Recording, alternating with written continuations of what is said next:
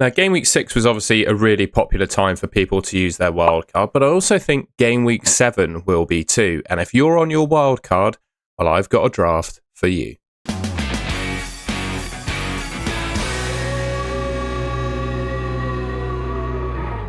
Right, before getting into the team, I think it's worth going through some stats and data to back up some of my decisions. So what we've got here, I'm going to talk about the defence first, is clean sheet odds courtesy of Elevenify.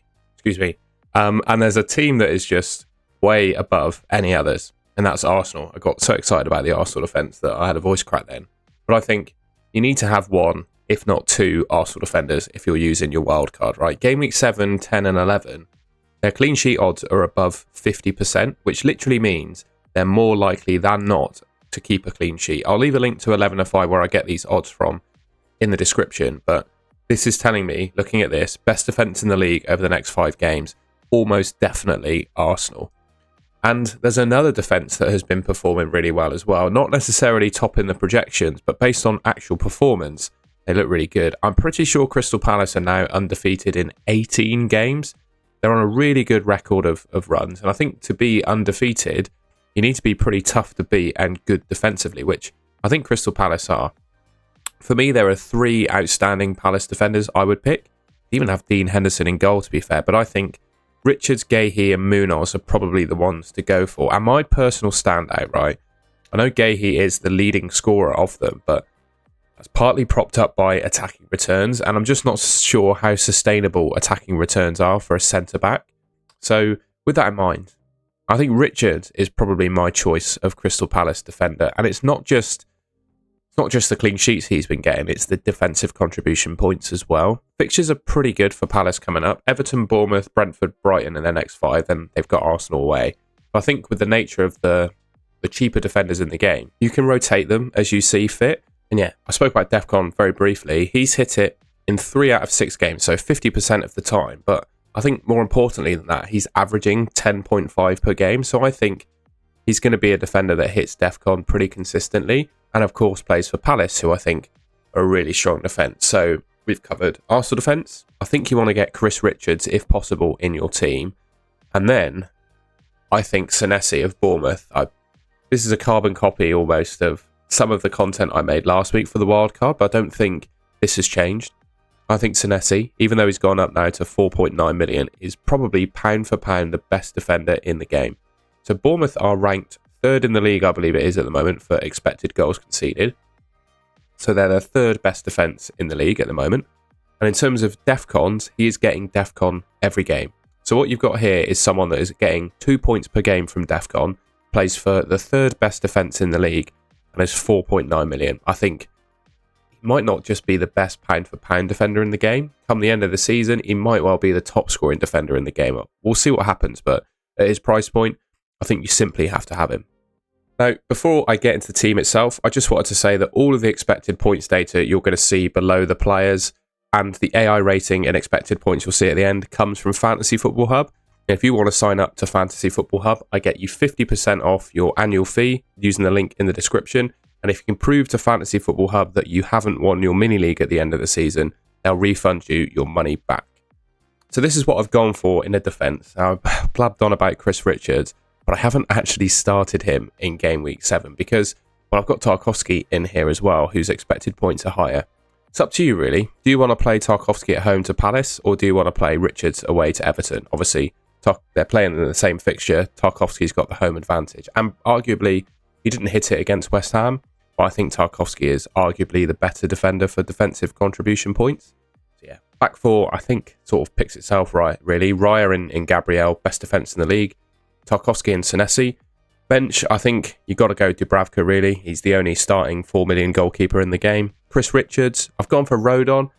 I think with this team, you're looking to bench boost if you've not used it already in Game Week 9, and I think Rodon's fixtures are good for that period. And then this all depends on how much money you have in the bank at the end, right? I can build this team and have Caicedo in this position, but to make it affordable, I've put King from Fulham. Everyone, I think, should be able to afford this team. You could make a saving on Tarkowski if you wanted to. You could drop him to maybe Romero from Spurs. But King, I think you need him at 4.5. He looks good for Fulham. He's passed in the eye test for me. The only thing is, will the bookings he's gotten for diving get him kicked out of the... I don't think so. He looks really good for Fulham. I think he's the only starting 4.5 million midfielder in the game. I think he could, well, end up being a pretty decent FPL option. So for me, looking at the midfield then, there are a couple of key talking points. Point number one is, do you pick Bruno Fernandes? Now, had he gotten through this period of the season not missing a penalty or not having a penalty saved, I got picked up in the comments for that. Missed penalty, saved penalty. It means the same in FPL, I think. And they haven't been great penalties. If he scored both the penalties, he'd be on 4 goals from 6 games, achieving DEFCON fairly regularly, and we'd all be wanting him in our team. I think penalties are a game of, in some ways, luck, particularly in FPL, right? I think going into the season, and even after missing just the one against, I think it was Fulham he missed the first one against, I think everyone could consider Bruno Fernandes a decent penalty taker. So, you know, that was a real string to his bow, the fact that he took penalties and had a good record. But he's missed 2 now, and I think it begs the question, will he be continually taking penalties for Man United in the future? I just think at his price point, it's worth having a player sort of at this price point to be flexible around. You know, if you have enough cash in the bank to get Saka, you might be able to. But I still think this man, Bruno Fernandes, he's going to play every game for 90 minutes every game. He's going to achieve DEFCON about a third to a half of the time, I think, just with the way that he plays. He takes free kicks, gets himself into good positions from open play, even though he's playing in the midfield pivot, and he takes penalties. Right, I still think he's going to take penalties, although there is obviously a chance they change the taker. And one thing I would say as well is Man United, I think, are due a manager change. I would be surprised if Amorim survives after the international break. I wouldn't be surprised if Man United were drafting up a shortlist of who they could get in to replace him and then look to have a new manager after the international break. And new manager, I think, only serves to help Bruno Fernandes, to be honest. I think he keeps all those attributes in terms of getting stuck in and getting DEFCON, 90 minutes, penalties, all that stuff under a new manager. He just might play an even more attacking role. Like for me, I don't know how you feel, but the Man United squad is just built for a 4-2-3-1. One striker up front in Sesko, Cunha on the left, and Mbeumo on the right, Fernandes at the 10, and then a midfield pivot of either Casemiro or Ugarte, Kobbie Mainoo in the 2 in midfield, and back 4. I just think that's how Man United should play. And all they need to do, in my mind, Man United, is recruit a manager that can play that system, get the best out of the players, and I think Bruno Fernandes becomes even better. So that's my 2.5 minute rant on Bruno. Another player that's been impressing me is Ismaila Sarr. He's in this draft. 3 goals from 4 games, and he was one of, in terms of the price point, one of the leading midfielders in the game last season for underlying data, like expected goal involvements per 90. So it's not a fluke that he's got 3 goals in 4 games. He was playing really well last season as well. He's just come back from an injury, which is obviously doesn't put a bit of doubt, but it's a little bit of a concern. He does have European football on Thursday as well. He's away at Dynamo Kiev, I believe. But I think he's a pretty solid sort of 90-minute start every game player for Palace. It might be that he gets his rest against Kiev in the week and plays against Everton in the Prem. And without Eze, I just think he's going to have even more attacking responsibility than he did before. And I'm looking at the price point. There's another player at this price point that I want. But I think Ismaila Sarr at 6.4 million actually. I was expecting a price rise, but it hasn't happened. 6.4 million at the moment in the game. I think he's a really good pick. So this is what the midfield of this team looks like. I had Sarr showing up twice then. Bruno Fernandes, Semenyo, Ndiaye, and Sarr. We obviously spoke about Fernandes and Sarr. Semenyo, I think, is possibly the best midfielder in the game right now, considering how many attacking returns he's gotten, how well Bournemouth are playing, and just how well he is playing. He was obviously a decent option in the game last season as well, so I don't think it's a fluke that he's playing well this season. And then you've got Iliman Ndiaye, who I think ticks all the boxes that Bruno Fernandes does. He's just 2.5 million cheaper. I think he's going to play every game for 90 minutes because Everton don't have European football. He takes penalties and he's pretty good for DEFCON. He's not going to get DEFCON every game because he's a right winger, right? It's not going to happen. But I do think he's a really good option at the price point. So yeah, midfield 4 on this wildcard team would be Bruno, Semenyo, Ndiaye, and Ismaila Sarr. Now, before I get into the forwards, I've spoken about this on every video, and apologies if you've watched every video this week and seen this graphic, but I think it's really important. So I've given my opinion on what I think the best wildcard draft is.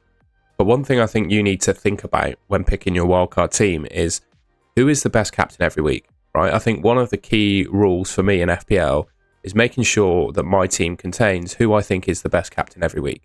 So looking at game week 7 and 8, I think you probably give that to Erling Haaland, for example. But game week 9, he's got Villa away, and then arguably other players who you'd captain. I've picked, say, Gyökeres, Palmer, Salah, Haaland, and Fernandes as your captaincy options. Arguably in 9, you could pick Palmer, you could pick Salah, maybe. In 10, Gyökeres is quite interesting with Burnley away. Haaland's got Bournemouth at home. You know, Bruno's got Forest away. They might have a new manager at that point as well. So I'm not going to go through it in detail who I think is the best captain every week, because I've got it covered, I think, with this team. But when you're picking your wildcard team, you want to do so making a decision around this. I think there are plenty of players in the game. I think we all know who's good at what price point. This is my view of a draft, but I think you need to think about that when picking your own team as well.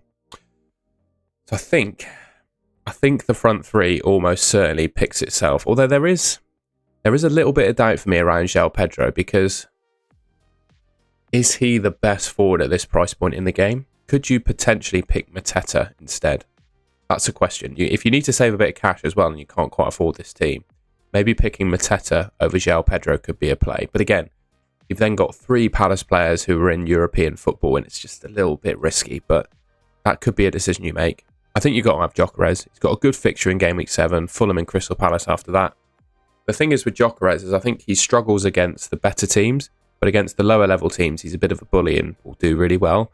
And I think in the coming games, obviously I've just picked up Palace, so that might be a tough one. But in the coming games, I back him to do fairly well. And like I said, I think when you look at the captaincies, game week 10, maybe 11, there's a very outside opportunity he could be the best captain. You've got to have Erling Haaland, in my opinion. He will be my captain for game week 7 in this team. And yeah, that's the front three. So we'll just look at quickly at like the scores on the doors, as you say. So it gets 65.9 expected points. It's meant to say AI rating, not in the bank. And 98% AI rating.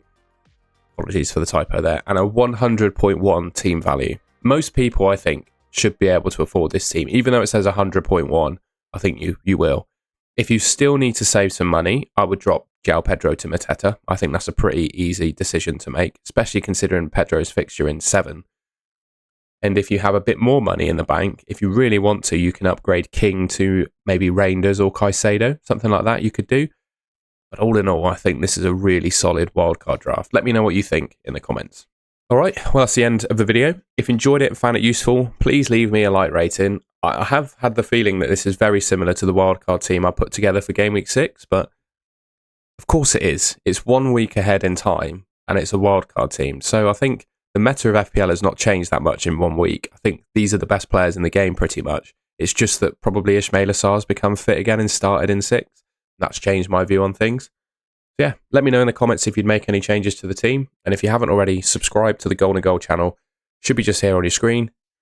And yeah, I'll see you in the next one. Thanks for watching.